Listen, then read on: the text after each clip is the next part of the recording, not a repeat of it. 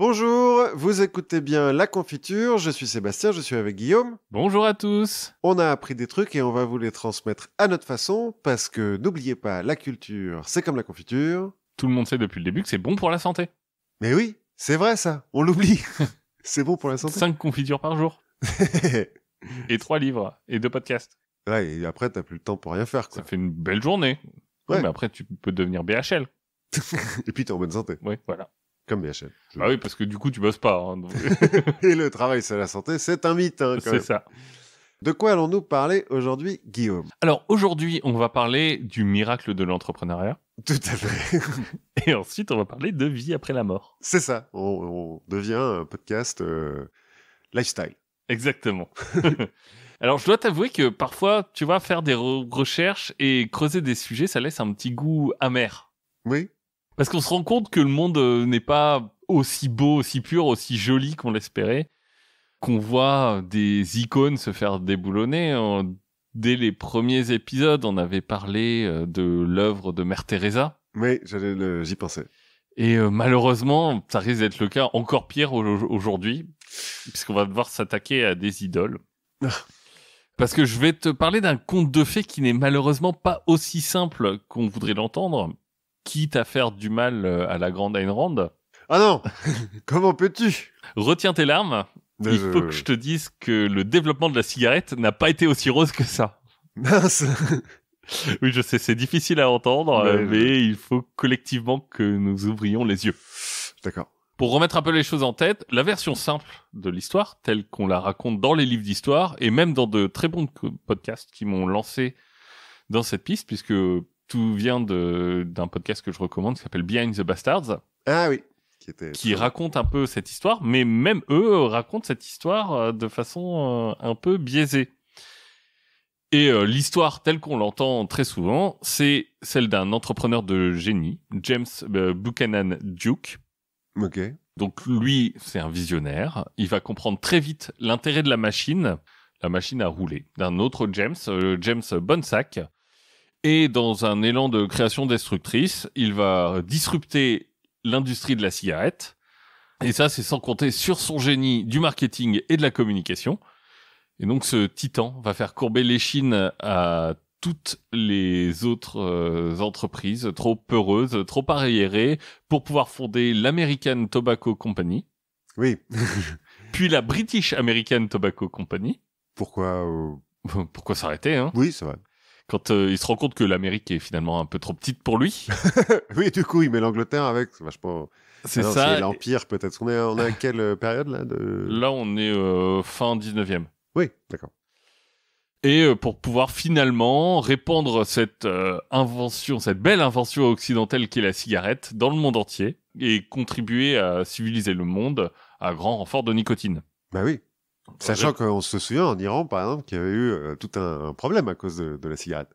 Ah oui Bah, au début du 20e, je me souviens plus des dates exactement, mais quand le Shah donne le monopole de la vente du tabac aux Américains et que un des ayatollahs dit il faut à toi contre la cigarette, maintenant plus personne fume. Et... Oui, on va voir qu'il y a eu pas mal de fois ce genre de choses. Donc, on contribuait à civiliser le monde à grands coups de cigarettes en répandant la lumière occidentale dans un Orient primitif. Oui. Tout ça avant de finir sa vie dans un grand élan de philanthropisme dont sont encore marquées les élites sortant de la Ivy League aujourd'hui. Et il a fondé une université? James Duke? Ah oui. Oui. Ben, Duke, moi, tu vois, ça me fait penser au Ku Klux Klan tout de suite, mais ok, ouais. Il y a eu l'université voilà. Duke dans la ville. Donc, avant de revenir sur l'histoire de Duke, je dois préciser aujourd'hui qu'on va parler des origines de l'industrie du tabac à un moment où les effets sur la santé, on connaissait pas tout à fait les effets et c'est encore le moment où on payait pas les médecins pour mentir là-dessus. Ouais, en même temps, les médecins qui te prescrivaient de la cocaïne, quoi. C'est ça. Bon. Parfois, on utilisait les médecins pour dire 80% des médecins fument des Marlboro dans des pubs, mais c'est un peu différent. En message d'introduction, si vous pouvez vous abstenir de fumer, c'est mieux. Oui. Et si vous êtes encore jeune, demandez l'autorisation de fumer à vos parents. Tibalt, Arsène, si vous nous écoutez, demandez à votre père avant d'acheter des cigarettes. Voilà. Avant de revenir sur l'histoire de Duke, il va falloir revenir sur la vie du vrai héros de notre histoire, celle de Lewis Ginter. J'ai cru qu'à un moment donné, t'allais me parler de Jean-Michel Marlborough ou... Non, on parlera un peu de Philip Morris, je crois. C'est un vrai mec quand même, Philip Morris, parce que là, tous ces noms... Ouais, alors je sais plus si j'ai mis dedans Philip Morris, Peter Stuyvesant... Ah ouais, donc il y a quand même des vrais mecs. Il y a quand même des vrais mecs. James Duke, il a aussi vraiment existé. Oui, non, mais je me doute, mais il a pas de marque à son nom, quoi. Non.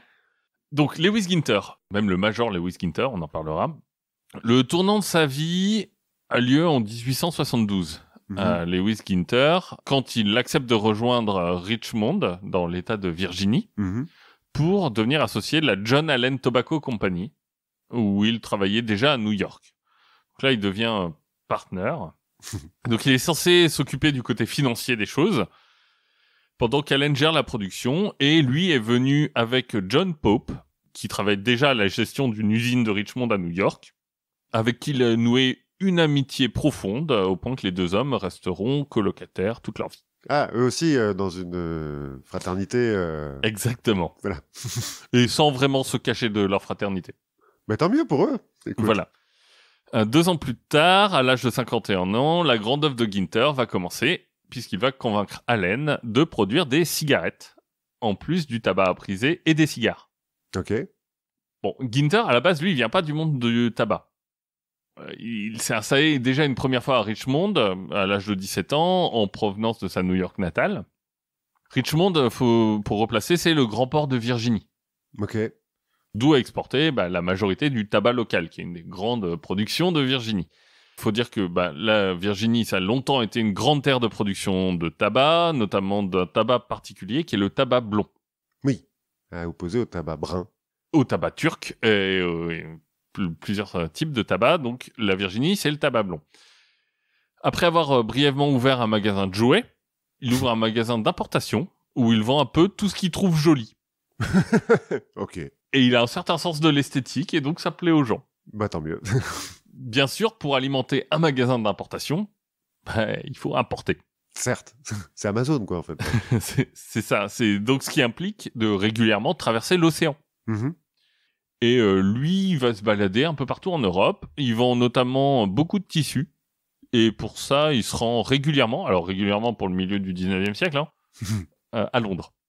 Oui, mais c'est quoi? C'est 3 mois, la traversée à l'époque. Malheureusement, dans cette belle histoire d'importation, ce qui devait arriver arriva. La guerre. Toujours la guerre. Ah oui, toujours.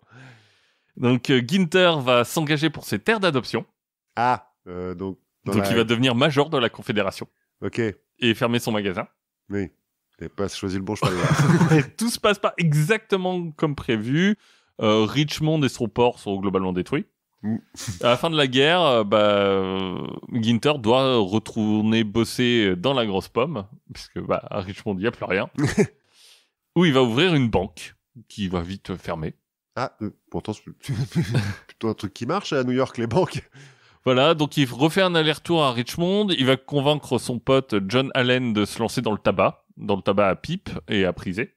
Sachant qu'après la guerre de sécession, je suppose que l'industrie du tabac est en pleine reconstruction. Révolution, il faut changer un petit peu le business model, oui, il faut commencer à payer la main-d'œuvre. Voilà. Mais du coup, il va voir son pote, il dit écoute mec, pourquoi on se lancerait pas dans le tabac? Le mec dit OK, mais par tu veux dire moi et mon argent quoi. Et lui dit oui, mais si tu veux, je peux vendre. Donc il retourne à New York pour devenir en fait le vendeur du tabac de John Allen. Il vend pas des cigarettes dans la rue à l'unité. Non, non, alors pas de cigarettes déjà. Ah oui, pardon. Juste tabac. Et c'est à ce moment-là qu'il va voir les cigarettes débarquer sur le sol américain. Parce que les Amerlocs, c'est pas les pionniers dans ce business. Ouais, parce que tout à l'heure, tu parlais de tabac à priser et de cigares, mais il y a du tabac à rouler aussi, non? Alors, en fait, si tu veux, à ce moment-là, donc vers 1860, un peu après la guerre la guerre civile, donc 1880, quelque chose comme ça, dans le monde de la cigarette, c'est les Français qui ont pris l'avantage. Cocorico. Parce qu'ils ont une très grande avance dans l'industrie du papier. Ah oui. Grâce à... Enfin, peut-être pas grâce à lui d'ailleurs. Mais Havas avait fait fortune dans le papier à l'époque. Et donc, il y a une grande industrie du papier à rouler aussi. OCB. Et dans le bassin méditerranéen, où il y a l'Égypte en particulier, qui produit en masse du tabac turc. Donc le tabac turc qui a un goût très prononcé. Puis il y a aussi des Grecs et des Russes qui font des trucs. Donc à la fin de la guerre civile, la production locale de cigarettes américaines commence à se lancer. Et c'est quasiment uniquement le fait d'immigrés. Et d'immigrés grecs, principalement. Ok. Ce qui fait qu'en fait, aux États-Unis, à ce moment-là, la cigarette, c'est un produit étranger. D'importation. Ah, mais du coup, c'est classe. D'importation et puis un truc d'immigrant, en fait. Ah ouais, donc c'est pas classe. Ça dépend de à qui tu parles. Mais là, ce que Ginter va faire, pour le coup, il va vraiment innover. Comment ? Simplement en introduisant le tabac blond dans la fabrication de cigarettes. Ok. Alors aujourd'hui, ça paraît évident, hein. Mais à l'époque, si tu veux, quand tu parlais aux habitants de Virginie, ils savaient pas ce que c'était qu'une cigarette. Ouais, eux, ils connaissent le cigare et le tabac chiqué, quoi. Ils prisent et ils fument la pipe. Et la cigarette, ça n'existe pas au point que c'était parfois vu comme un marqueur de comment on reconnaît un étranger. Tu veux dire que quand Lucky Luke il fume des cigarettes, en fait, c'est pas historiquement... Et historiquement, c'est pas... Ou alors, c'est Lucky Luke après la guerre de sécession.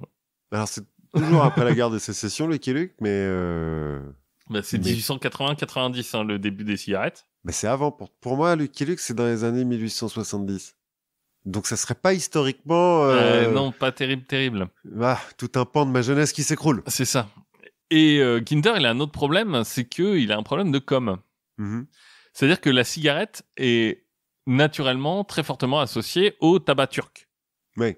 Qui est un tabac qui est très fort en goût, qui est un peu acide aussi, ce qui fait que en fait la cigarette on la fume comme un cigare. Oui, encore aujourd'hui, pour ceux qui fument les cigarettes au tabac brun, c'est un peu costaud, quoi. Voilà, donc tu crapotes, t'avales pas la fumée. Et Ginter, lui, il va d'abord mitiger ses risques en lançant à la fois des cigarettes au tabac turc et des cigarettes au tabac blond. Il lance plusieurs marques. Et il va surtout avoir une autre grande idée de communication. Et qu'est-ce que c'est que cette idée ? C'est Londres nourrisson. C'est Londres ? Enfin, London Baby, quoi. Londres nourrisson. Ah oui. J'essaye. Le swinging London, tout de suite, quoi. Exactement. Londres, Ginter, il connaît bien. Et il sait que là-bas, la cigarette, c'est aussi un truc d'ouvrier émigré. C'est l'équivalent du plombier polonais de l'époque. Mais lui, il va avoir l'idée d'ouvrir un magasin spécialisé, donc le Old Virginia Cigarettes and Tobacco Shop, à Piccadilly Circus. Dans l'endroit le plus hip, quoi. Ouais, voilà, en plein cœur du quartier des clubs de la ville. Alors, quand on parle de club, là, on parle de club de gentlemen. Oui, mais enfin bon, on y fait la même chose, on picole, quoi. Voilà, des lieux où les hommes peuvent se retrouver entre eux et se sortir de leur quotidien ou juste de leur foyer. Oui. Il y en se retrouver entre colocataires, quoi. Exactement. Et puis sans avoir bobonne, quoi. Tu peux lire ton courrier tranquillement, quoi. Il y en a à l'époque plus de 200 à Londres, des clubs. Certains comptent plusieurs milliers de membres. Ah oui. Rien que ça suffit à faire exister une marque, en fait. Ça fait déjà un marché.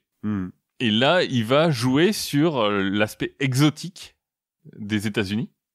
Ah, et du tabac blond qui, du coup, n'est pas un tabac de bougnoul, quoi. C'est ça. Ce qui est bizarre parce qu'en fait, aux États-Unis, la cigarette, c'est pas un truc, c'est déjà un truc d'étranger. Mais en fait, finalement, la cigarette, c'est toujours un truc d'étranger pour tout le monde. Où que tu sois, c'est un truc d'étranger. C'est ça. D'ailleurs, en Turquie, ils appellent ça la maladie française. Enfin, bon, bref. Et il va jouer sur cet aspect exotique américain en ajoutant un vague relent de nostalgie impérialiste. C'est la vieille Virginie, le bon temps des colonies, tout ça, quoi. Voilà. Et en utilisant ces deux ressorts, il va convaincre une clientèle huppée pour qui le tabac a déjà une place particulière, quoi. Parce que c'est une partie de leur patrimoine, en fait. Oui. Mais si tu veux, le fait de se retrouver au fumoir, ça fait partie déjà de la culture. Donc, d'où l'invention du smoking, du coup. C'est ça. Pour smoker. C'est ça, exactement. Il va aller jusqu'à convaincre le chantre de la Culture Club, le bec BD de l'époque, si tu veux, David Guetta, qui va même en parler dans un livre qui s'appelle L'importance d'être constant. Ah oui. Donc, quand une dame apprend que le héros, en l'occurrence, fume des cigarettes, Oscar Wilde lui fait dire « Je suis contente de l'apprendre, c'est important d'avoir un hobby. » Certes. La Allen Tobacco Company devient alors la Allen & Ginter.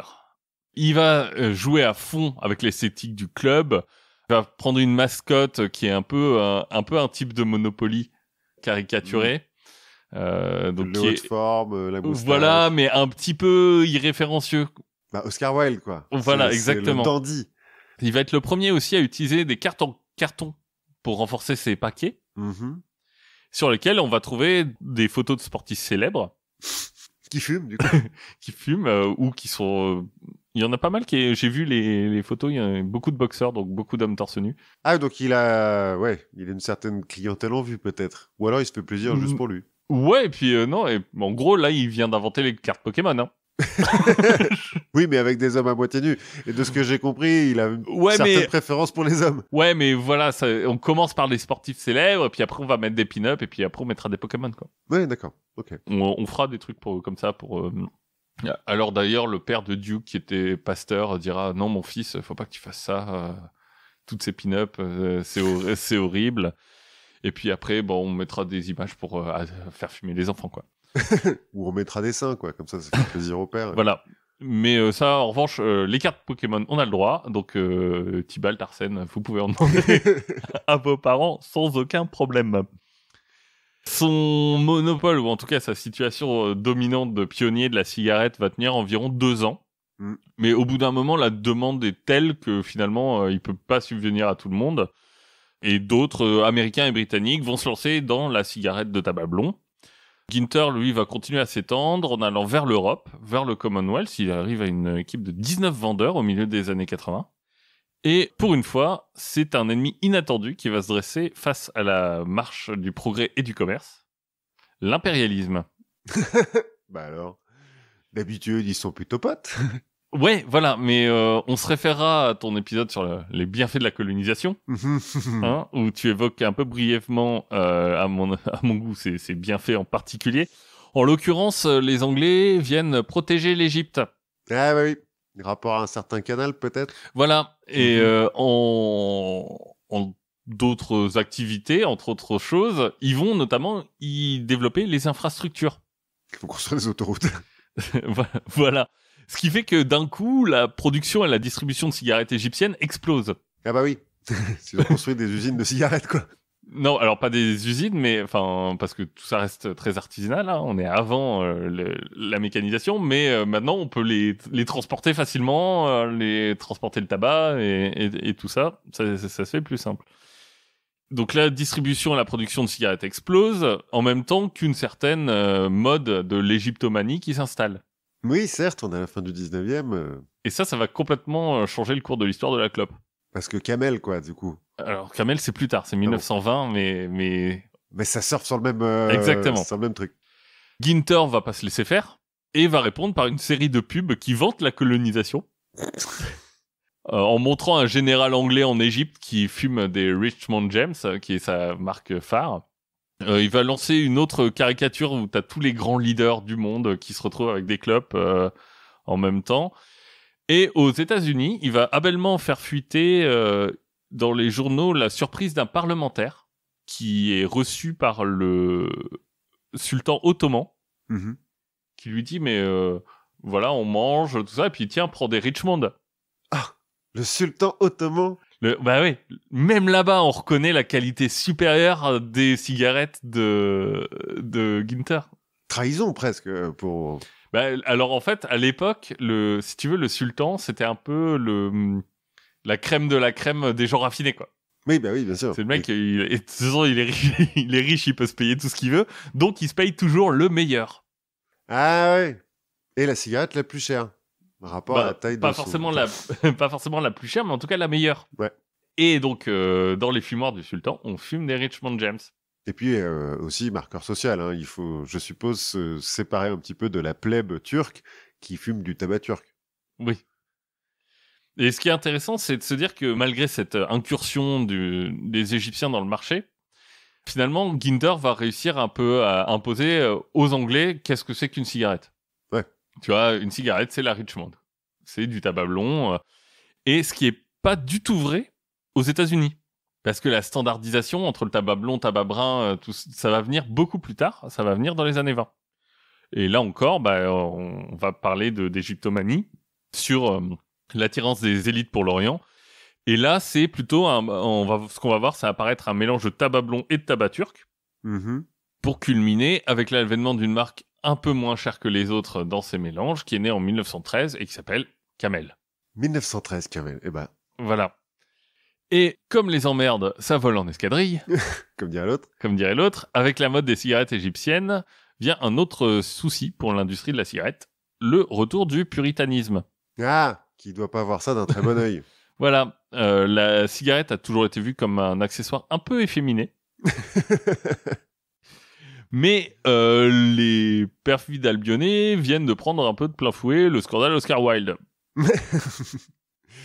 Oui. Et du coup, c'est un peu toute la culture des clubs qui est mise en accusation, et avec elle, la cigarette qui lui est associée. Bah oui. Un rapport aux sportifs à moitié nus, peut-être aussi. Ben voilà, et du coup, on va avoir une propagande, là encore, une grande propagande qui va opposer, si tu veux, sur des clichés pas du tout impérialistes, les hommes virils du nord de l'Europe à ceux qui sont beaucoup moins virils au Moyen-Orient. Ah bah oui, bien sûr, ils sont efféminés. Et là encore, c'est pas bon pour la cigarette. Puisque la cigarette, ça vient d'Égypte, c'est le sultan, tout ça, quoi. Ouais. Et dans le Nord, on mange du caribou, quoi. Bah, dans le Nord, on prise, quoi. Voilà, comme des vrais bonhommes. Comme des vrais bonhommes. Logique. D'ailleurs, ce qu'on remarquera, c'est que cette image un peu dégradante de la cigarette, elle est tellement présente que aucun des pionniers de la cigarette, Ginter, Duke, et tout ça, eux, ils fument que des cigares et la pipe. Il n'y en a aucun qui... Bah, ils savent ce qu'il y a dedans, ils sont pas cons. Peut-être ça aussi. Effet amusant du miroir des civilisations, d'ailleurs. Les industriels sont bien évidemment assez vite tournés vers la Chine. Eh bah oui. En y envoyant des centaines de commerciaux qui prennent en Virginie, en Caroline, et leur disent « Hey, allez vendre !» Je crois que la phrase, c'est je veux mettre une cigarette entre les lèvres de tous les Chinois. » Et il y en a beaucoup. Et il y en a beaucoup. Et là-bas, au contraire, la cigarette, c'est un symbole de l'Occident. Ouais. Et donc à ce moment-là, parce qu'ils sont pas hyper potes avec les Occidentaux quand même à ce moment-là. Alors, un petit peu avant, ils sont potes, puis ils sont plus très potes, puis ils sont repotes. Là, en fait, la cigarette, elle va être popularisée par les courtisanes. Donc, si tu veux, l'équivalent chinois des geishas, qui commencent à s'émanciper, à s'afficher dans la rue, ce qui est assez scandaleux. Enfin, il y a quelques décennies plus tôt, avant les années 80-90, les courtisanes, elles restaient dans leur maison, hein. Et là, on les voit sortir, et fumer des cigarettes.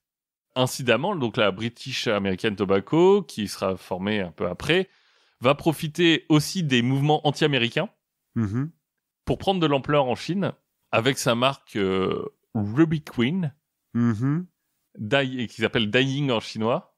Daying, ça veut dire Royaume-Uni. Donc, pour surfer sur l'anti-américanisme, ils vendent des trucs anglais. C'est ça. Alors que c'est quand même à cause des Anglais, les guerres de l'opium et tout ça. Voilà, mais en Angleterre, ils vendent les mêmes clopes en disant que c'est américain. Écoute, il faut s'adapter. Et aux États-Unis, c'est égyptien. Enfin. Ouais, faut s'adapter à son public. La mondialisation. Ouais, tout à fait. Des visionnaires, t'as raison. Bon, je sens que là, on s'éloigne un petit peu de ma légende du grand James Duke et sa vision pionnière de l'automatisation du métier. Donc l'histoire veut donc que le génial entrepreneur ait reconnu le potentiel de la machine à rouler de Bonsack et qu'il s'en soit servi donc pour affaiblir ses concurrents jusqu'à les forcer à se soumettre. Là encore, on va retourner vers Lewis Ginter. Parce que lui, en 1876, il va annoncer un prix de $75 000, ce qui fait 2 millions de dollars d'aujourd'hui, hein, pour celui qui fera la démonstration d'une machine à rouler des cigarettes fonctionnelle. Entièrement automatique. Entièrement automatique. Donc, c'est le premier. Et donc là, tous les ingénieurs du pays se disent comment est-ce qu'on va résoudre ça ? Et c'est assez pour motiver un jeune bricoleur de 17 ans, donc James Bonsack. D'autres vont s'y mettre. On va avoir plusieurs brevets qui sont déposés. On a 3-4 modèles de machines un peu concurrents. Et certains fabricants de cigarettes vont ensuite eux-mêmes développer leur propre machine en interne. Bonsack, lui, va mettre 3 ans avant de présenter sa machine au Major Ginter. Mais il gagnera pas le prix parce que sa machine a trop de problèmes. Ok. Elle marche pas assez bien. Donc là, il faut noter 2 choses importantes. Bonsack, il a montré et installé sa machine chez Ginter. Ce qui va l'empêcher en fait de signer un contrat d'exclusivité avec son sponsor suivant, le fameux James Duke. Mais surtout, c'est que 7 ans plus tard, en fait, alors que tout le monde, à cette époque-là, possède des machines, que Ginter et Duke vont monter les premières usines entièrement mécanisées. Je crois qu'ils étaient concurrents, Duke et Ginter. C'est ça, mais ils vont chacun dans leur coup. Ah oui, d'accord. Chacun de leur côté, pas ensemble. Chacun de leur côté. En fait, si tu veux, cette idée de la mécanisation, finalement, tout le monde l'a eu à peu près en même temps, et tout le monde utilise à peu près les mêmes machines. Et donc là-dedans, Bonsack, il s'est fait avoir, quoi. Non, lui, il vend sa machine, hein, Ah, donc il a réussi à la vendre quand même, ouais. Oui. Mais il peut pas la vendre, il peut pas donner une exclusivité sur le territoire américain parce qu'il l'a déjà montré et fait utiliser à Ginter. C'est pas la première rupture qui vient toucher le monde de la cigarette. Donc, on en a parlé, hein, la cigarette, c'est d'abord une affaire d'immigrés, mais c'est avant tout une affaire d'hommes. D'hommes qui se considèrent un peu comme les artisans de la clope. Et là, c'est encore Lewis Ginter qui va lancer le mouvement de la féminisation en changeant de modèle. C'est-à-dire qu'au lieu d'avoir des hommes un peu artisans qui vont rouler les cigarettes, on va prendre des femmes, parce que ça coûte moins cher, hein, bêtement, à qui on va faire des tâches répétitives et simples. Parce que oui, il faut quand même pas trop leur en demander, quoi. C'est ça. Mais du coup, on va commencer la taylorisation, et la cigarette, c'est un des premiers exemples de taylorisation. Après, l'allumette. C'est ça, hein, dans Adam Smith, c'est la même... C'est pas une usine d'allumettes qui prend comme exemple? Je crois que c'est ça, ouais. Comme quoi, tout tourne autour de ça. C'est ça. Donc, ça permet à la fois d'augmenter la production, parce qu'on dépend moins d'une manœuvre qualifiée, aussi, et de baisser les prix. Ouais. Les autres vont suivre, avec un peu plus de difficulté, parce que, finalement, Ginter, lui, dès qu'il a ouvert une usine, il a employé que des femmes. Et les autres, en fait, ils doivent faire une transition. C'est compliqué pour eux. Bah ouais, c'est compliqué. Les hommes veulent... les hommes disent, mais non, c'est pas un métier de bonne femme. Du coup, ils se mettent en grève. Bah, voilà. Du coup, ils se mettent en grève. À un moment, ils se mettent en grève et Duke dit, OK, vous mettez en grève. Moins 60% sur les salaires de tout le monde. Comme ça, on a même plus besoin d'engager les femmes. Puisque bon, à l'époque, le droit du travail... Oui, voilà. Tiens sur et finalement, les hommes vont se faire petit à petit éjecter de l'industrie de la cigarette pour rester cantonnés aux cigares de luxe, sur lequel ils ont réussi à défendre leur périmètre. Mais pourtant, j'ai l'image, moi, à Cuba, des femmes qui roulent les cigares. Alors, à Cuba, c'est les femmes qui roulent les cigares. En Amérique du Nord, enfin aux États-Unis, à l'époque, c'est un truc d'artisan d'hommes, quoi. Ouais, de vrais mecs qui savent ce que c'est qu'un truc oblong. Voilà, exactement. Dur et rigide. Qu'on ne mettra pas dans les mains de n'importe quelle femme. Bah bien sûr. Par contre, on peut lui mettre ailleurs, surtout quand on est président. Enfin, bon. Finalement, donc c'est pas l'avance technologique qui a mis Duke au sommet, puisqu'au moment où la consolidation se passe, il détient à peu près 40% du marché, donc il est pas... C'est déjà pas mal quand même. C'est déjà pas mal, mais en fait, il est pas loin devant tout le monde. Mais ça veut pas dire que Bonsack y est pour rien du tout, parce que Bonsack, lui, a compris un truc, c'est qu'il y a du biz à se faire. Alors, certes, aux États-Unis, il est un peu bloqué pour ces histoires d'exclusivité, mais c'est pas vrai à l'étranger. Et il se dit, finalement, dans les autres pays, je peux faire à peu près ce que je veux. Donc, je peux aller signer des deals exclusifs avec les gens un peu partout. Et ça fait un peu chier les Américains. Bah oui, parce qu'ils vont se retrouver avec des cigarettes anglaises, françaises et... Bah ouais, si Bonsack vend ses exclusivités, sa machine à des étrangers sur des territoires importants, genre en Chine ou en Inde, ça devient compliqué. Donc il faut absolument éviter que les producteurs américains soient limités au marché américain et ne puissent plus exploiter les juteux marchés étrangers. Et pour pouvoir convaincre Bonsack de renoncer à son projet, il lui faut en face un truc qui a du poids. Pour pouvoir lui offrir des conditions qui le fassent renoncer.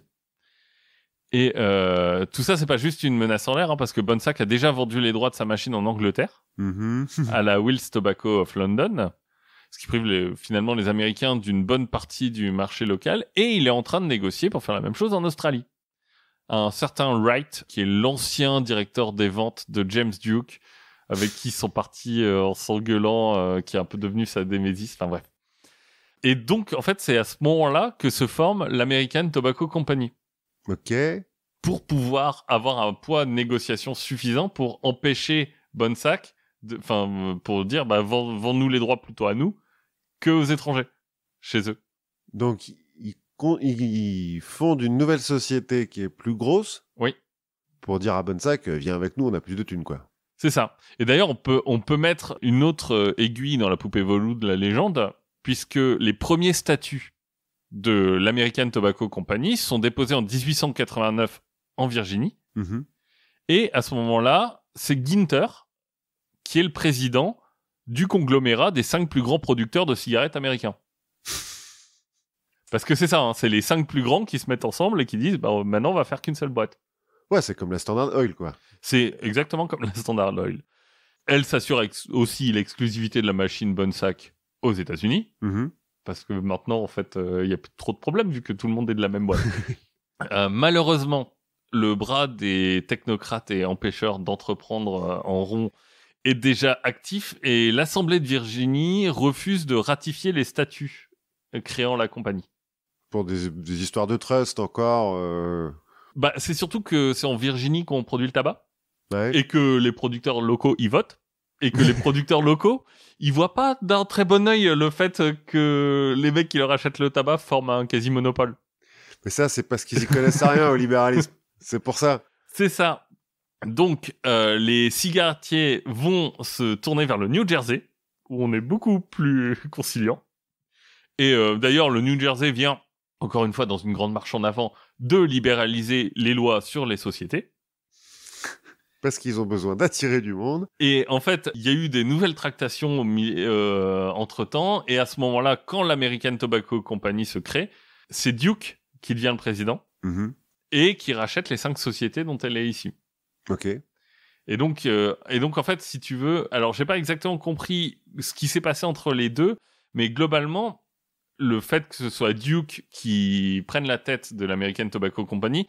c'est pas forcément un gage du fait que ce soit un entrepreneur de génie qui soit, tu vois, qui ait pris tant d'avance sur les autres que les autres peuvent plus, en fait. Parce que non, un an avant, c'était pas lui, quoi. Mais alors, est-ce que c'est parce qu'il y avait plus de capital à la base ou est-ce que c'est juste lui qu'on a mis en tête? Je pense que c'est des jeux d'alliance entre... ils sont 5. Oui, 3 contre 2, il y a un moment donné. Ouais, voilà, c'est ça. Mais j'ai pas eu je t'avoue que les détails sont assez flous, notamment parce que t'as une grosse légende là-dessus mais non, c'est moi qui ai inventé PayPal, quoi. C'est ça. Alors que, non, parce que on a les faits historiques, c'est que avant, un an avant, c'était pas toi le chef, quoi. Ouais. Bon, bien entendu, les procès vont arriver très vite, notamment en Virginie et en Caroline, mais bon, tu connais les jaloux. C'est toujours pareil. Bon, gardons la raison tout de même. Hein. Ceux qui s'opposent, c'est pas les ouvriers agricoles qui se détruisent le dos dans les plantations. Hein. C'est plutôt les riches propriétaires qui ont fait fortune du temps de l'esclavage. C'est ceux qui habitent encore dans les plantations. C'est ça, et qui se disent, nous on est riches, mais on veut pas devenir un peu moins riches, quoi. c'est plus ça. Hein. Il y aura aussi une grande bataille légale. Je vais t'épargner les détails de ça, mais on retiendra que la nuit suivante, le Congrès passera la loi antitrust. Ah, donc c'est à cause des cigarettiers, quoi. En partie, oui. Ouais, ok. Tranquille. La cigarette a inventé beaucoup de choses. L'American Tobacco va devenir une des premières firmes industrielles à offrir des actions à la bourse de New York. Normal. Voilà, et elle mène en plus une petite révolution dans le monde de la bourse. Parce que avant, en fait, pour évaluer la valeur d'une société, on utilisait principalement ses actifs tangibles. Donc, ses usines, sa production, ses stocks, son cash. Désormais, il faut considérer autre chose. À la fois la valeur qu'ont les marques de cigarettes parce que la Richard James, la Camel, tout ça, en fait, ça a de la valeur en soi. Ah oui, la reconnaissance. Exactement. Mais aussi l'accès à la technologie. Et ça, ce sont des actifs intangibles. Et avec un lot d'incertitudes qui font leur entrée dans le monde de la bourse. Ce qui va nous permettre de... pour le bien commun. Voilà, c'est ça, mais ce qui va permettre de faire de la... Ça. De la spéculation. Spéculation, merci. Un petit peu. L'American Tobacco Company possédera assez vite 250 marques de cigarettes différentes. Ce qui fait dire aux créateurs de la société, dans les documents officiels, que ces aspects intangibles représentent 80% de la valeur de la société. Ouais, effectivement. L'American Tobacco Company va vite reprendre ses habitudes d'expansion en achetant une société britannique. Les locaux se rebiffent et les 11 plus grandes marques roast beef vont s'unir pour former l'Imperial Tobacco Company. Qui existe encore aussi, on connaît ça. Ça me dit quelque chose. Alors en fait, on les connaît, mais l'histoire va devenir vraiment merveilleuse quand les gens de l'American Tobacco Company et les gens de l'Imperial Tobacco Company vont se dire « C'est bête quand même de se faire la guerre, ces histoires de libre main du marché. » Entendons-nous et créons ensemble la British American Tobacco. Voilà, effectivement. Alors, certes, on a eu des multinationales avant, ça existait, mais elles sont soit très ancrées dans le colonialisme d'État, c'est une compagnie des Indes, où bon, l'État est quand même très très proche, soit elles sont hyper asymétriques, genre les industries de la mine, qui sont des multinationales, mais bon, tout est fait à un endroit. Ici, grâce à la cigarette, la mondialisation franchit, pour le bien de tous, un nouveau palier. Oui, parce qu'en soi, le tabac, il peut être produit à plein d'endroits différents et transformé partout, quoi. Et on a à la fois des Américains, des Anglais, et puis on va vendre ça dans le monde entier. Notamment en Iran, comme je disais tout à l'heure. Voilà, merci la cigarette. Merci, ouais, bien. Hélas, les crypto-communistes de l'époque viendront vite gâcher la fête en s'appuyant sur les lois antitrust. La loi prononce la dissolution de la British American Tobacco en 1907. Est-ce que ça n'a pas un lien avec notre cher Teddy Roosevelt ? Je sais plus. Je me souviens plus des dates exactes, mais je crois que c'est ça. Ce que confirmera la Cour suprême en 1911, le même jour qu'ils feront la dissolution de la Standard Oil de Rockefeller. Donc, l'American Tobacco Company va devoir se séparer d'une partie de ses marques, ce qui va permettre, bien sûr, là encore, dans un grand élan, de créer un nouvel âge d'or de la publicité, qui est né de la nouvelle compétition, puisqu'on remet des marques sur le marché, donc elles doivent... Tout progrès, comme quoi, encore une fois, la preuve que la concurrence fait avancer le monde. C'est ça, elles gardent néanmoins ses parts dans la British American Tobacco, enfin dans la branche anglaise, qui restera, elle... loin des mains des villes communistes américains. Duke aura les mains libres à la tête du trust assez rapidement, notamment à la mort de John Pope en 1896, le colocataire de Ginter, puisque Ginter va mourir un an plus tard. Le loyer seul était dur à payer, je pense.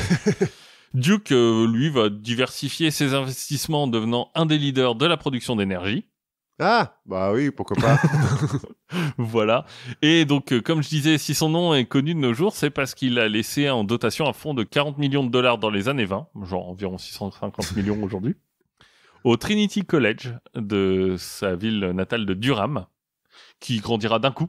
Oui, bizarrement. Et deviendra la très prestigieuse Duke University.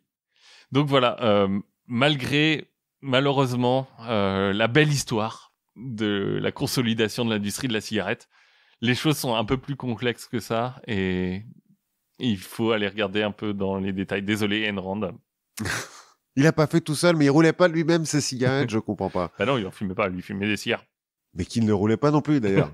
Dans Enron, tous les capitalistes super-héros là, ils fument le cigare. Et en fait, Duke, il est considéré comme faisant partie de ce qu'on a appelé les Baron Robbers. Oui, avec Rockefeller.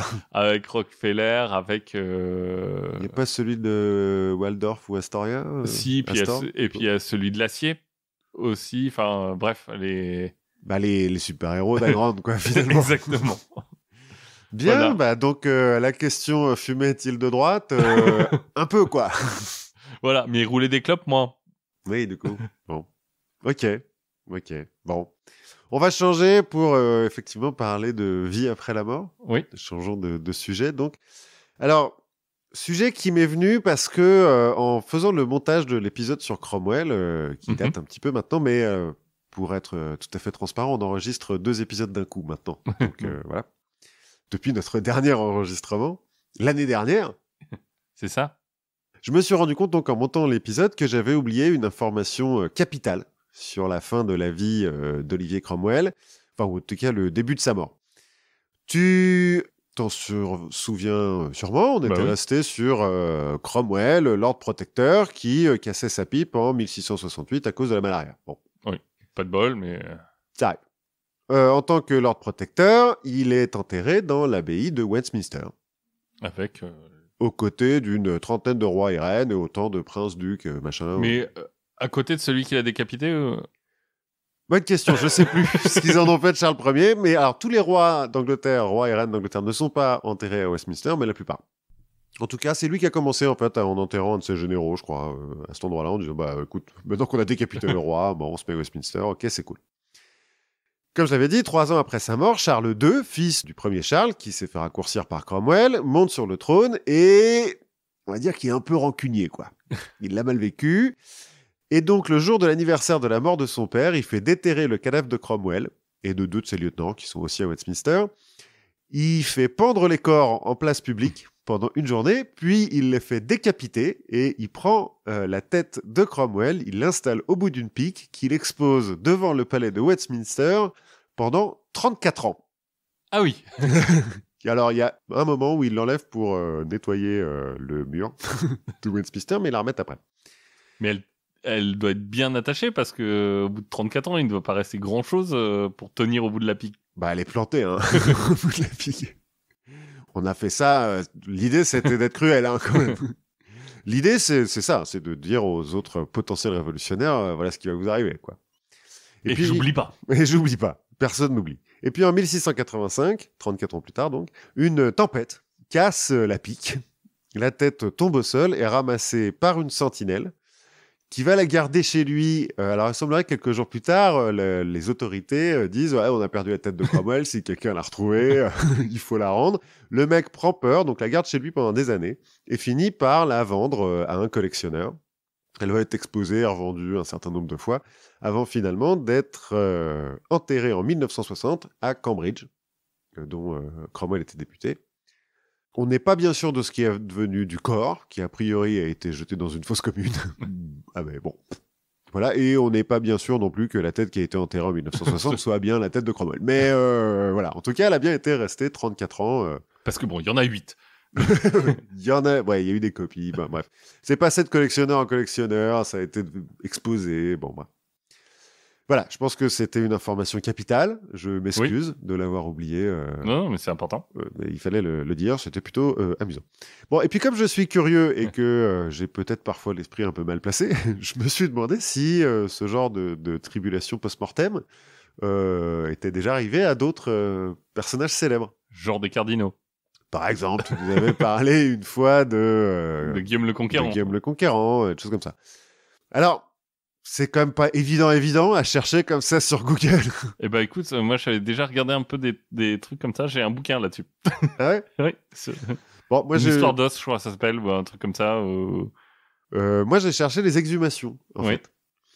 Donc il y a un certain nombre de mecs qui se sont fait exhumer pour des tests de paternité, hein, Salvador Dali, Yves Montand, d'autres pour faire des examens toxicologiques, il y a Sarah Arafat, Zachary Taylor, le 12e président américain. On pourrait parler des restes d'Abraham Lincoln ou Charlie Chaplin qui se font voler pour demander des rançons, des trucs comme ça, bon. Mais en fait, l'histoire la plus dingue... Ou des restes de Lénine. Ou les restes de Lénine qui sont embaumés, alors je sais plus ce qui leur arrive exactement à eux, mais... Ouais, ils sont embaumés, ils sont juste montrés à tout le monde depuis 100 ans. Bah, en fait, voilà, l'histoire la plus intéressante que j'ai trouvée en cherchant, là, c'est pas une histoire d'exhumation, c'est une histoire d'inhumation qui a un peu tardé à venir. On va parler du cadavre d'Eva Perón. D'accord. Evita, hein, pour ceux qui ont vu le film. Et là, on va loin dans l'histoire marrante avec un corps. Bon, Eva Perón, donc si vous avez vu le film avec Madonna, vous pouvez passer, vous en saurez sûrement plus que moi, parce que moi, en fait, je l'ai pas vu. Mais c'est la femme de Juan Perón, président de l'Argentine de 1946 à 1955. Président bienveillant de l'Argentine. Ouais, alors il y a du peu que j'ai regardé, il y a au moins 2 épisodes à faire sur l'Argentine, c'est un bordel incroyable. C'est pas le sujet. Tout ce qu'on a besoin de savoir là, c'est que Juan Perón est arrivé au pouvoir par une révolution / coup d'État selon de quel point de vue on se place, qu'il est un peu favorable aux idées de gauche, et qui se fait dégager par une autre révolution / coup d'État selon de quel point de vue on se place. En gros, il faisait pas l'unanimité, Juan Perón. En revanche, Eva, elle est pas universellement, mais presque aimée du peuple argentin parce que, alors c'était une actrice avant d'épouser le futur président. Elle joue au foot, non? J'ai l'impression que ça aide en Argentine. Pour... Peut-être. Non, je crois pas. Mais elle était actrice, elle était plutôt belle, jeune, et elle s'est beaucoup impliquée pour les pauvres. Elle a monté une fondation. Une sorte de Marilyn, enfin, ou de... Pour une espèce de mix entre Marilyn et ma sœur... Bernadette Chirac. Ouais. Ou sœur Teresa, quoi. Non, parce qu'elle a ouvert beaucoup de centres pour les pauvres. Elle a beaucoup œuvré pour la veuve et l'orphelin, tout ça. Les pièces jaunes. Ce qui fait que, bon, même si qu'on soit de droite ou de gauche, c'est quand même difficile de dire que la femme qui donne à bouffer aux orphelins est pas bien, quoi. Bref. Beaucoup de monde l'adore, et en 1952, quand elle meurt d'un cancer fulgurant à 33 ans, c'est le deuil national, une semaine de deuil national, cortège funéraire suivi par plus de 2 millions de personnes. Donc 16 jours, que dis-je, une semaine, 16 jours de célébration. Et le cadavre est transporté jusqu'au siège de la CGT argentine, qui est aussi un syndicat, alors un peu moins anarchiste dans ses origines que la CGT française, mais en gros, c'est un peu pareil, et qui était un des principaux soutiens du mouvement péroniste. Et donc, donc il était un peu de gauche quand même, quoi. Perón ? Ouais. Oui, quand même. Mais bon, de la gauche, c'est un militaire aussi, quoi. Donc, oui. Bon. oui, de la gauche qui fusille, quoi. Oui. D'abord, on fusille beaucoup en Argentine à l'époque. Et donc, Eva Perón a beaucoup travaillé avec la CGT, et donc on amène son cadavre au siège de la CGT pour qu'il y soit embaumé. Il est embaumé par un ponte espagnol qui fait en sorte que le cadavre se conserve et l'apparence de la jeunesse et de la beauté, sachant qu'elle avait 33 ans. Hein. Ouais, c'est plus facile qu'avec Bernadette Chirac. Tout à fait. Enfin, qui est peut-être pas morte. Je crois pas, non. Jaco est mort, mais Bernadette peut-être pas. Enfin bon. Toujours est-il, on embaume le corps, on l'expose au public. Ça dure 1 an, hein, quand même, l'embaumement. C'est un peu long, comme processus, voilà. On l'expose au public, tout va bien. Sauf que, 1 an plus tard, après l'embaumement, coup d'État, Perón est viré. Juan Perón est viré. Et donc là, on est en 1955. Et le nouveau pouvoir, le général Aramburu, qui a pris le pouvoir, est violemment anti-péroniste et se dit que le cadavre d'Evita, là, ça pourrait être un truc de ralliement pour la résistance. Ils en ont un petit peu peur, et donc le général Aramburu ordonne que le cadavre soit enterré selon des rites chrétiens dans une tombe anonyme. Parce qu'il est très chrétien, donc il veut pas qu'on la brûle, il faut pas, c'est un cadavre, c'est une femme et tout, pas n'importe quoi. Et donc, la mission est donnée à un certain colonel Koenig, qui dirige les services de renseignement. Il a un nom bien argentin. Je me doutais que tu allais faire cette réflexion. Je n'ai pas trouvé les antécédents familiaux du colonel Koenig. Toujours est-il, il est désigné donc pour mener à bien cette mission, et dans la nuit du 22 novembre 1955, il envoie un commando voler le cadavre d'Eva Perón au siège de la CGT. Sachant que j'ai lu une description d'un des mecs du commando, il n'était pas protégé par des hommes en armes. Oui. En gros, quand les types ils arrivent avec des fusils, les gens au siège de la CGT, il faut... Ok, vous êtes là pour le cadavre. Ok, vous êtes bizarre, mais très bien. Ah oui, donc quand on dit voler, c'est pas Arsène Lupin, quoi. Ah non. C'est pas Ocean's Eleven. Non, c'est plus This is a Robbery. Le commando donc rencontre une faible résistance, charge le corps dans une camionnette qu'ils amènent au colonel Koenig. Et c'est là que ça dérape. Parce que au lieu d'enterrer le corps dans une tombe anonyme comme on lui a dit de le faire, le colonel pète un câble, transfère le cadavre dans une camionnette banalisée, apparemment d'un marchand de fleurs, qui va aller garer dans une rue déserte de Buenos Aires. Parce qu'il a peur que les péronistes et que la CGT les aient suivis et veuillent récupérer le cadavre. Il est obsédé en fait par ce cadavre parce que c'est pour ça qu'il veut pas l'enterrer, il veut pouvoir le regarder. Mais il est aussi extrêmement paranoïaque. Du coup, ils sont vraiment tarés ces nazis. On ne sait pas si Koenig était nazi ou pas. Et donc comme il est paranoïaque, à intervalles réguliers, pendant plusieurs mois, il va déplacer la camionnette dans les rues de Buenos Aires. Paraît-il, à un moment, elle est derrière un cinéma, à un moment, elle est dans le port, parce qu'il se dit que dans le port, il y a beaucoup d'antipéronistes, donc ça devrait aller. Donc il déplace tout ça. Et puis, il finit par se dire qu'une camionnette dans la rue, c'est dangereux, donc il décide de l'entreposer dans le grenier de la maison de son adjoint. Lequel adjoint se fait contaminer par la paranoïa de Koenig, n'endort plus la nuit parce qu'il est persuadé que les péronistes vont envahir sa maison et tout. Donc il passe ses nuits à veiller sur le cadavre dans son grenier, l'arme à la main, et une nuit d'orage. Bon, j'ai rajouté un peu l'orage, on sait pas s'il y avait de l'orage, on s'en fout. Il y a une nuit, il entend du bruit de l'autre côté de la porte, ni une ni deux, il tire, et il abat sa femme enceinte. Donc, Koenig se dit qu'il faut peut-être récupérer le cadavre qui est dans un cercueil, hein, quand même. Bon. Oui. Il le récupère, donc. Oui, pas sur un fauteuil roulant, quoi. Non. Il est dans un cercueil, il récupère le cercueil et le cadavre, et il décide de le garder simplement dans son bureau. Debout contre le mur. Et comme il est toujours obsédé par ce truc, apparemment, il le manipule de temps en temps. Et surtout, il le montre à ses visiteurs. Parce que, bon, écoute, il y a quand même le cadavre d'Eva Perón dans son bureau, donc ça vaut le coup, Comme quoi. si t'avais le cadavre de Madonna, quoi. Ouais, plus ou moins. Ses visiteurs, notamment une cinéaste, Maria Luisa Benberg, qui trouve ça chelou et en parle. Donc la rumeur se répand. Apparemment, devant l'immeuble où il y a le bureau de Koenig, qui, je le rappelle, à la tête des services de renseignement, apparaissent des fleurs, des bougies. Qu'on appelle la Gestapo en Argentine. Oui. Mais donc devant ce bâtiment apparaissent des fleurs, des bougies et des photos d'Evita, donc en hommage, parce que les gens commencent à savoir que le cadavre est là. Et ça remonte jusqu'au sommet de l'État. Koenig est donc viré et remplacé à la tête des services par le colonel Cabanillas, que l'on charge de l'opération transfert. Pour l'opération transfert, Cabanillas va se faire aider d'un autre colonel qui finira dictateur une dizaine d'années plus tard, c'est une autre histoire, et d'un aumônier de l'armée, qui est membre de la compagnie de Saint-Paul.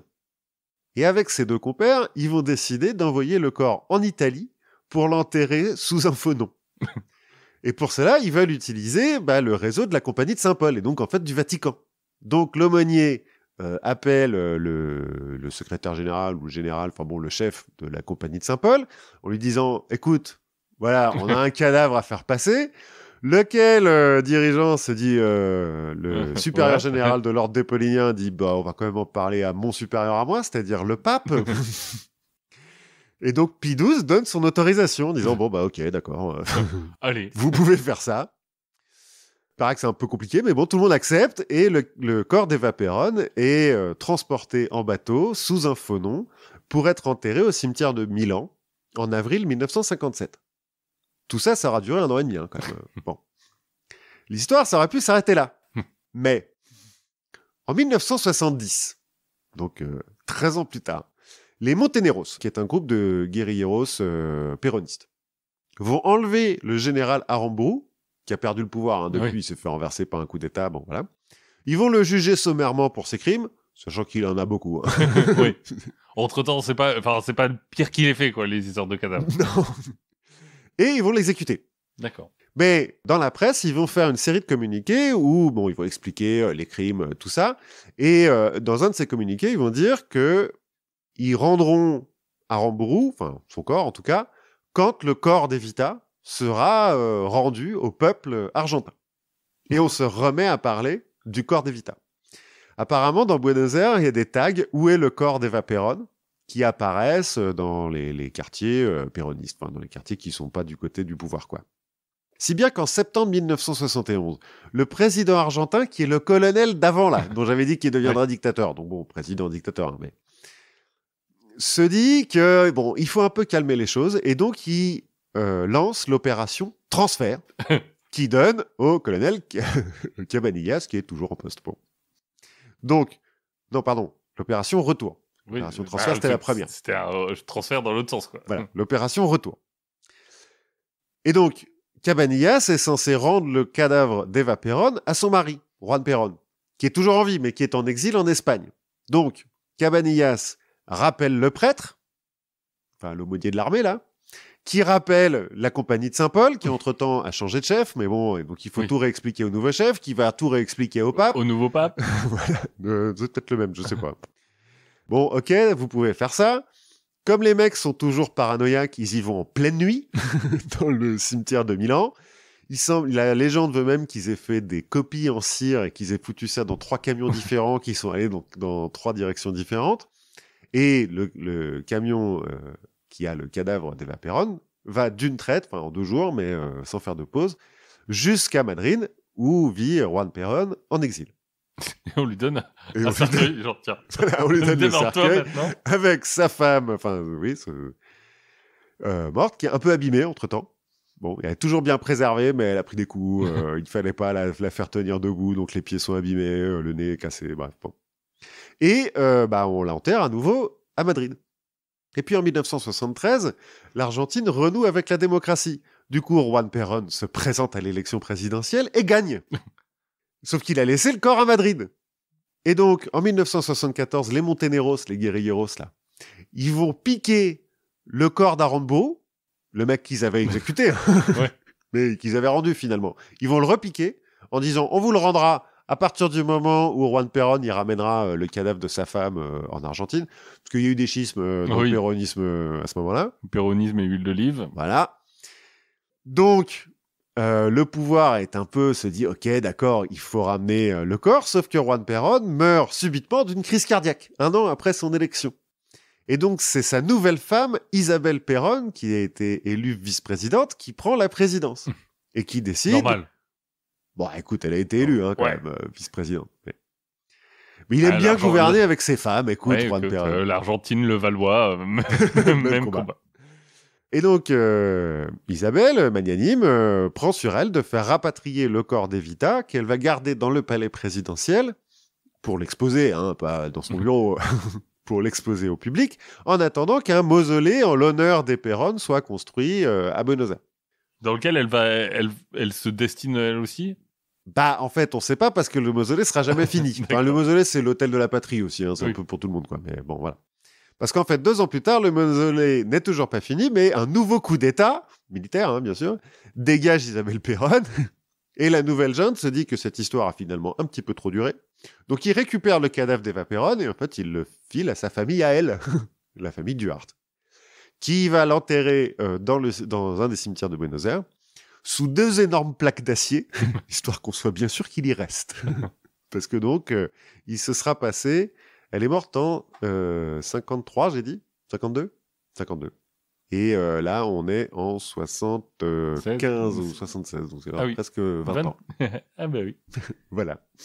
Elle s'est bien baladée. Peut-être plus même que de son vivant. C'est ça. Oui, elle a fait... C'est quoi ? C'est 2/3 de son vivant. Oui, en plus, puisqu'elle n'a vécu que 33 ans.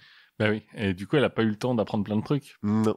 Mais au contraire de nous, on a appris plein de trucs. Donc, si vous voulez continuer à apprendre des choses, écoutez plein de podcasts, écoutez notamment les podcasts du label Podcut. N'hésitez pas, si vous le souhaitez, à contribuer au Patreon du label pour qu'on puisse acheter des clopes. Et on se retrouve la prochaine fois avec plein de nouveaux sujets. Oui, à la prochaine fois.